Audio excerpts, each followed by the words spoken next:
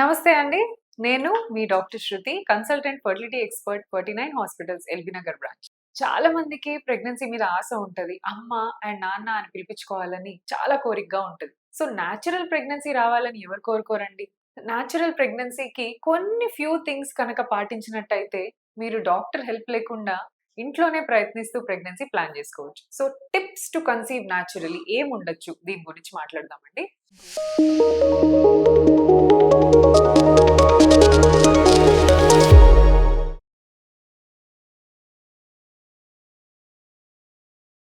First important thing, you should be mentally, physically, financially prepared for pregnancy. So, financial status తో కొంతమంది stress లో ఉంటారు. Stress లో performance సరిగ్గా ఉండదు. అండ్ ఈవెన్ విమెన్ కి కూడా స్ట్రెస్ లెవెల్స్ బిల్డప్ అవుతూ ఉంటే వాళ్ళలో ఎగ్ ప్రొడక్షన్ కానీ ఎగ్ రిలీజ్ లో కానీ ప్రాబ్లమ్స్ ఉన్నాయని చాలా స్టడీసే చెప్పాయి.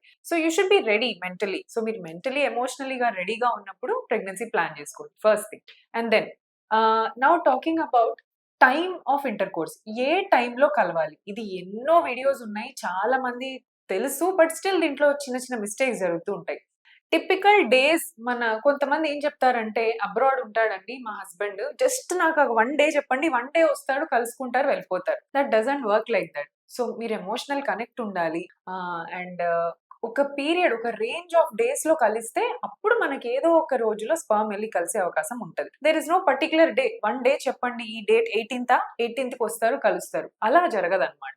సో పీరియడ్స్ స్టార్ట్ అయిపోయిన తర్వాత నుంచి మీరు కలుసుకోవడం మొదలు పెడితే నెక్స్ట్ మళ్ళీ పీరియడ్స్ వచ్చే ఒక 1 వీక్ ముందు వరకు every day or every alternate day inter course లో ఉండొచ్చు. ఇంకొంతమంది ఏంటంటే డైలీ ఇంటర్ కోర్స్ చేయాలంటే కూడా మెన్ బాగా స్ట్రెస్ అవుతారు. ఈ స్ట్రెస్ మీ హస్బెండ్స్ పైన పెట్టొద్దు. డైలీ కలవాలన్నారు doctor, this itself will cause them lot of stress. So daily కలవాలి అనే ఎక్కడా లేదండి.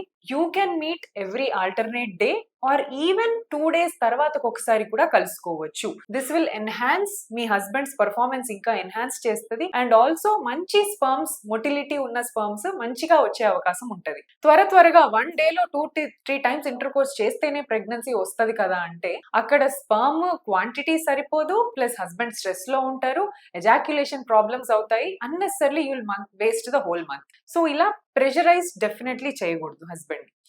అండ్ ఇంకొకటి ఏంటంటే డైట్ అండ్ లైఫ్ స్టైల్ అండి. ఇది ఎప్పుడు కూడా మిస్ చేయొద్దు.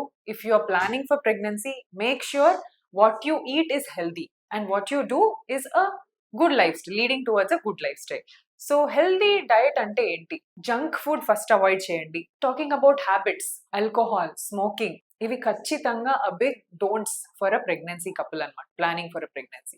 So alcohol at least permissible until some limit. Maybe వారానికి ఒక 30 ml ఆర్ 60 ml దాకా I think it's permissible. But smoking is a complete no. Smoking definitely you should quit. This is one thing. And diet లోకి వస్తే try having more of vegetables and omega 3 rich foods like dry fruits, salmon fish and nuts. వీటన్నిటిలో కూడా మంచి omega 3 fatty acids ఉంటాయి.